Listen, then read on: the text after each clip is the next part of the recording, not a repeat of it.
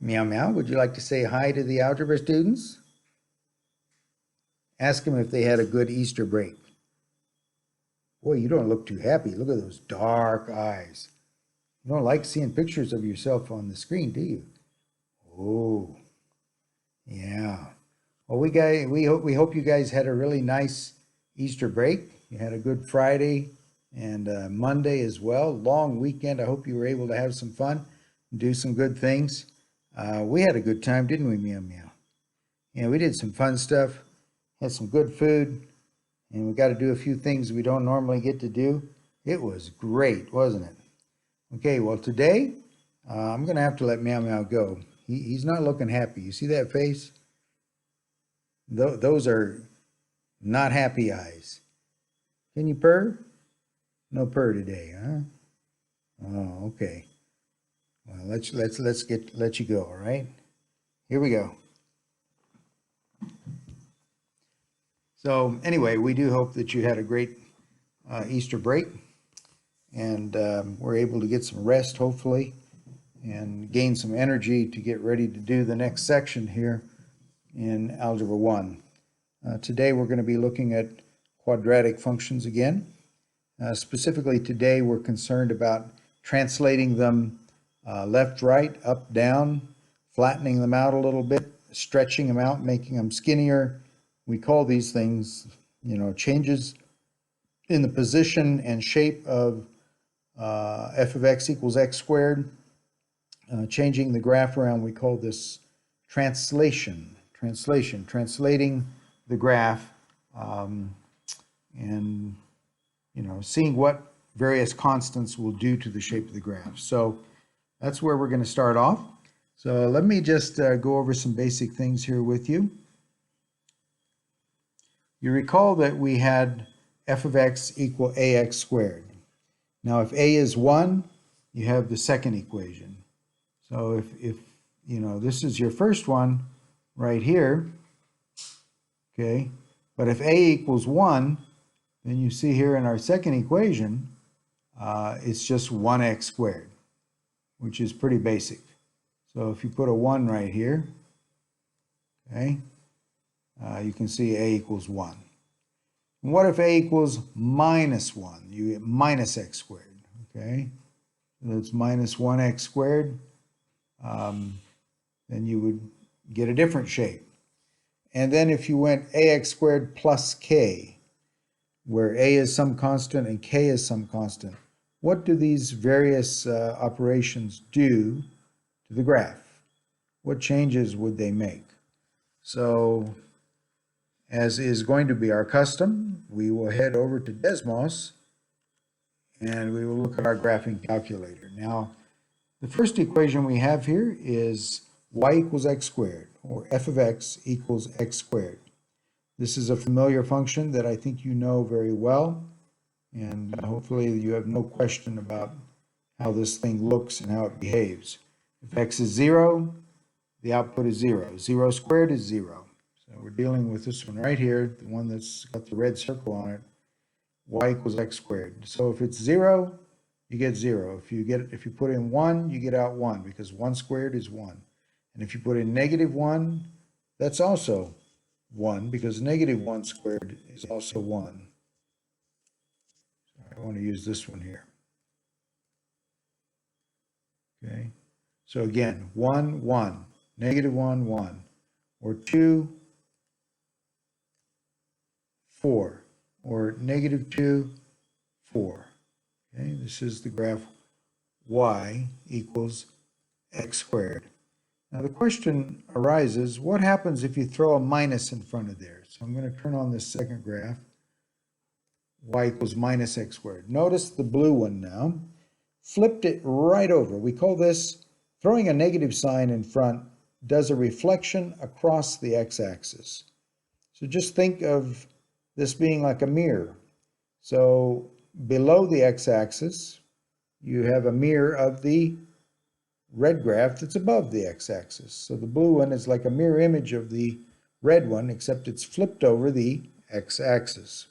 So throwing a minus on there flips it over. Now, of course, you already knew that if a was negative, then the graph opens down. Remember that? If A is negative, the graph opens down.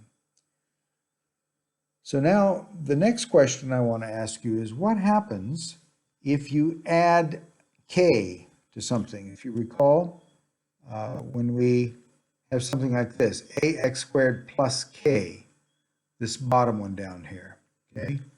What happens if you add something to it? You know, like this right here. You add this k. What's that going to do? So coming back over here, I will turn off this blue one now, and I'm going to turn on this one. What happens if we add 5? If we add 5 to x squared, boom, look at that. It just simply takes the red one and it adds 5 to it and moves it up. So for every, now this is an important statement, listen to me carefully. For every point on the red graph, you add 5 to get the corresponding point on the blue graph. So if you have 0 right here, 0, 0, you add 5 to the 0 there and you get this. So all the y coordinates get translated upward by 5 units. So you take x squared, you add 5. So if x is 1, 1 squared is 1. Okay? But 1 squared plus 5 is, 1 squared is 1, but you add 5 to that, you get 6. So notice here, it's 1, there's 5, and there's 6. So we come right to here. Okay? 1, 6, 1, 6. See that? So it was 1, 1, but now we take that 1 and we add another 5 to it to get 6. And correspondingly, if we were to put negative 1 and you were to add 5 to the 1 output, you would get 6 as well. So again, remember it's symmetrical left to right because these are parabolas which are symmetrical around the line of symmetry, which in this case is the y-axis. So there you have it. Adding 5 simply shifts the graph upward 5 units. Now what would happen if we subtracted 5? How about this one? If we were to subtract 5, like this graph, it would just move it downwards 5 units. Okay, it would move it downwards 5 units. So it's the same as the graph of y equals x squared, it's just it's shifted up or it's shifted down by 5 units. Okay.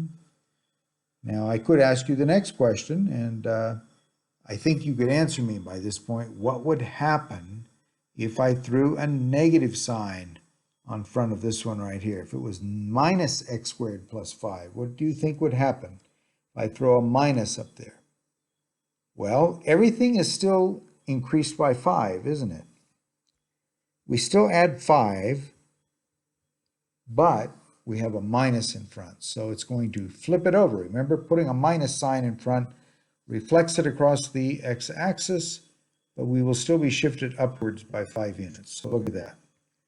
Let's turn this other one off so it's not quite so confusing. So notice these two graphs. Y equals x squared is the red graph, and y equals minus x squared plus 5 is the blue graph. Notice it's shifted upward 5 units. However, it's flipped over so that it points down. So the origin was the original vertex. Now our vertex is 5 units above that, but it's opening downward. So that's some interesting observations there. Now, another one. What happens if we throw a constant other than 1 in front of the x squared? So remember, y equals ax squared. Y equals ax squared. Like this. You see the a in front of the x squared right up here at the top. What if a is some number, like a big number, like 10, 20, something, you know, a bigger number? What will happen to our graph? So let's try that. Let's go ahead and put like 5 right here in front of, instead of x squared, let's do 5x squared and see what happens to the graph. Notice by throwing 5 in front of the x squared, what happens? 5x squared.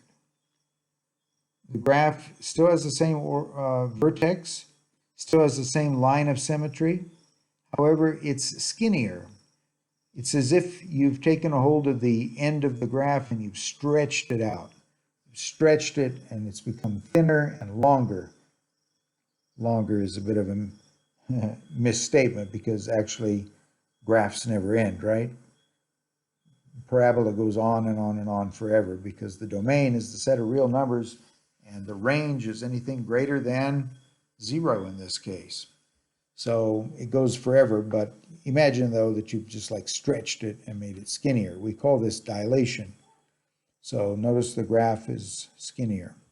What if I made it even more? What if I put 100 there instead of 5? What if I put 500x? Look how skinny it gets. Or 100x squared rather. Notice how skinny it gets. By same token, what would happen if I were to throw a fraction in front of it that is less than 1 but greater than 0? Okay, less than 1. So here the red graph again is y equals x squared. It's the same old thing, y equals x squared. But what if I throw in front of it now a fraction like 1/4? Notice what happened to the graph.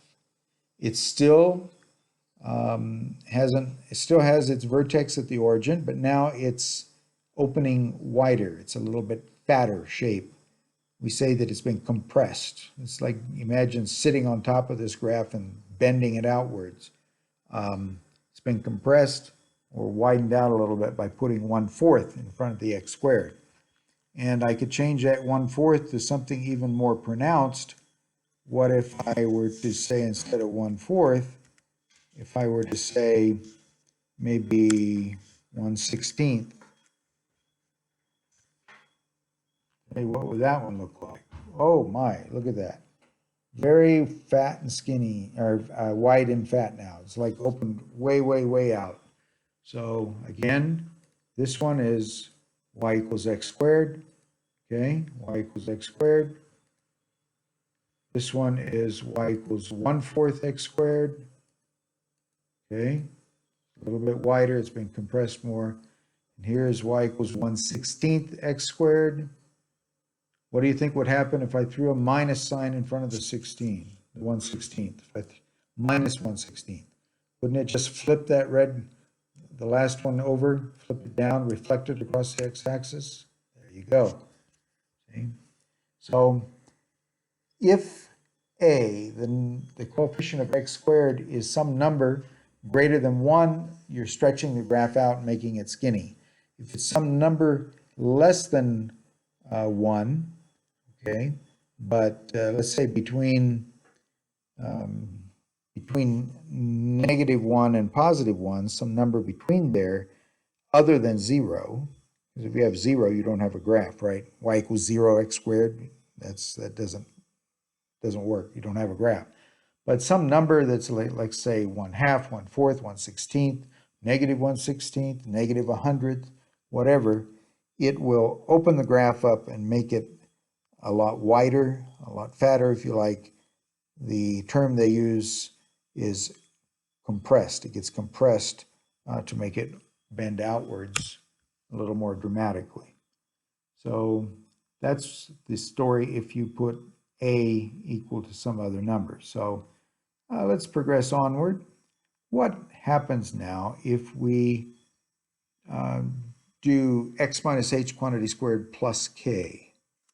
So we'll come back over here, and I'm going to erase this thing, so just give me a second.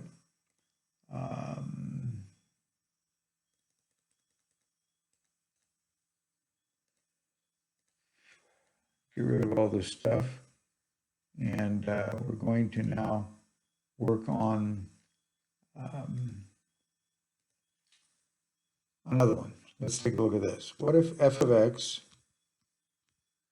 is equal to a times x minus h quantity squared plus k? Now, this is an interesting way to write a quadratic equation. You can actually take quadratic equations and run them through a process called completing the square, and you can convert them into this form. I think you see that if you square x minus h, you'll have x squared minus 2xh plus h squared, right? This would be a quadratic equation if you squared that term. But in this form, it has special meaning. In this form, the vertex occurs here at hk. Okay? Vertex occurs at hk. And if h is positive, if h is greater than 0, then the graph will move to the right. And if h is less than 0, the graph moves to the left. We already know what k does. If k is positive, then the graph shifts up. If it's negative, the graph moves down. The thing that I want to stress here before we go look at examples in Desmos, it's always x subtract h. Please notice, it's always x subtract h. It's not x plus h, it's x subtract h. So when we say h greater than 0, if h is a positive number, then this would be x subtract that number, because h is positive. If h is a negative number, it'll be x subtract a negative, or x plus. Just remember that it's always x subtract h. Otherwise, you'll get confused. So let's head over here to Desmos and look at some examples. So to begin with, let's do this one right here. I think this would make sense here for us to take a look at. I'm going to zoom out a little bit. So again, remember that our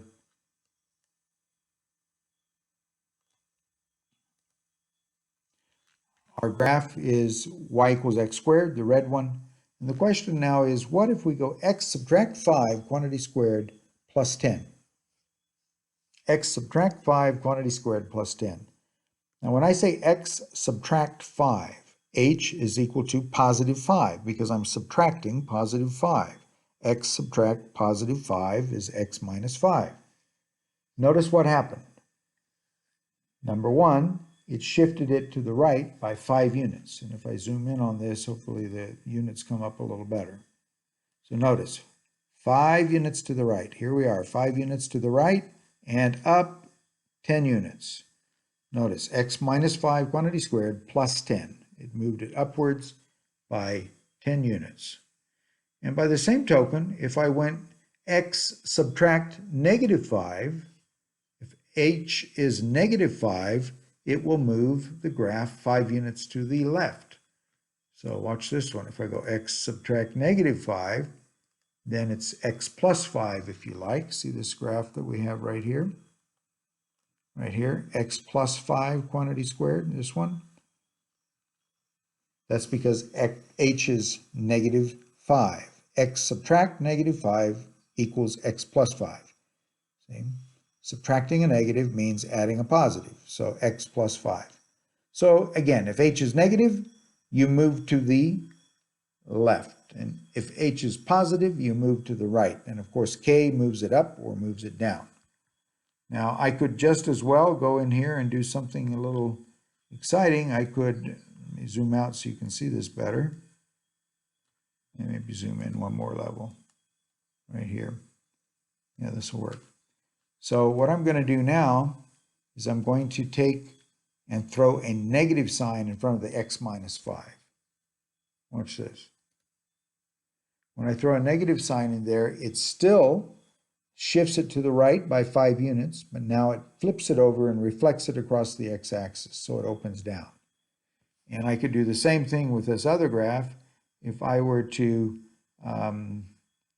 take the x plus 5 quantity squared, this one, and throw a minus sign in front of it, it'll do the same thing. It'll flip it down. Okay? Throwing a minus sign flips them down when you do that. So throwing a minus sign in front of there flips it down. And same for this other one, flips it down. Okay? So if I turn these guys off, now you can see what happens. Minus x plus 5 and minus x minus 5, quantity squared. So again, if h is positive, it moves it to the right by h units. If h is negative, it moves it to the left by by h units.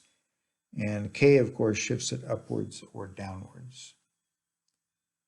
Okay. The next thing I'd like to do is to just show you a graph and see if you can figure it out. So let's turn these guys off so that we don't have so much stuff going on. I'll leave y equals x squared on the screen, so I think that might help you a little bit to work this out. So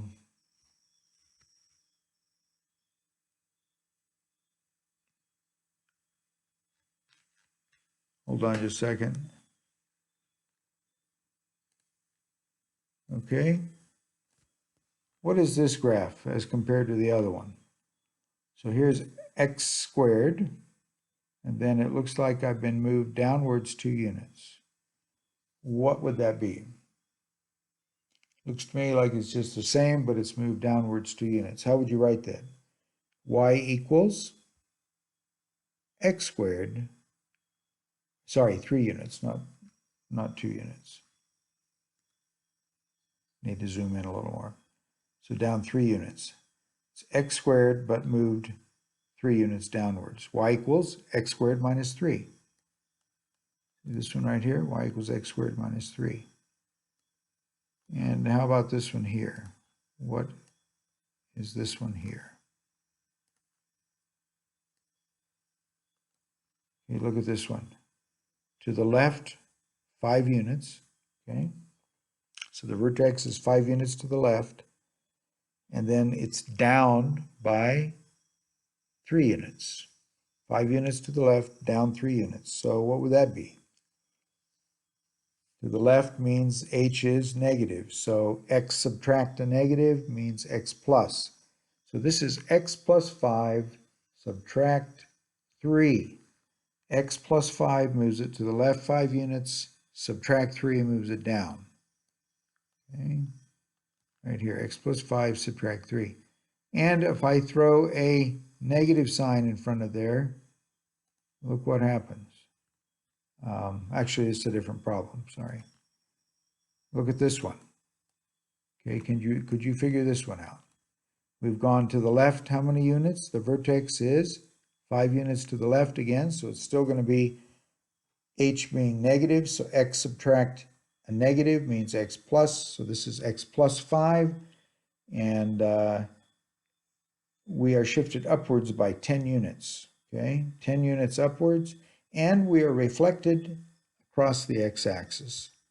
So we're reflected across the x-axis, which means we threw a negative sign in front of it. So this is going to be y equals minus the quantity x plus 5, quantity squared, plus 10, because we are shifted 10 units upwards, like this, minus quantity x plus 5, quantity squared, plus 10. Okay, well, I think that that's probably good for right now. I hope that maybe those few examples and explanation help you to understand translation a little bit better. Moving the graph left, right, up, down, fattening it out a little bit, making it open widely or making it skinny by changing the constants in this equation, in this quadratic equation.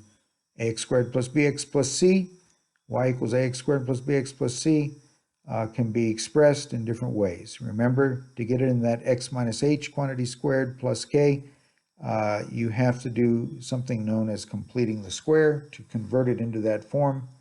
I'm not going to take the time in this particular section to show you that because I think probably it would just confuse you right now rather than help you.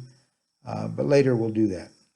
So blessings to you guys. I hope your homework goes well. And say hi to your folks for me. We miss you all. Wish you could be back here at school with us. It's a rather lonely campus right now. On top of not having you guys here, we're really not mixing a whole lot because of this social distancing. I'm guessing you're going through the same thing that we are. Anyway, lots of family time, which is good. Yeah, Lynn and I are having a nice time together. So blessings to you all. We'll talk next time. Bye.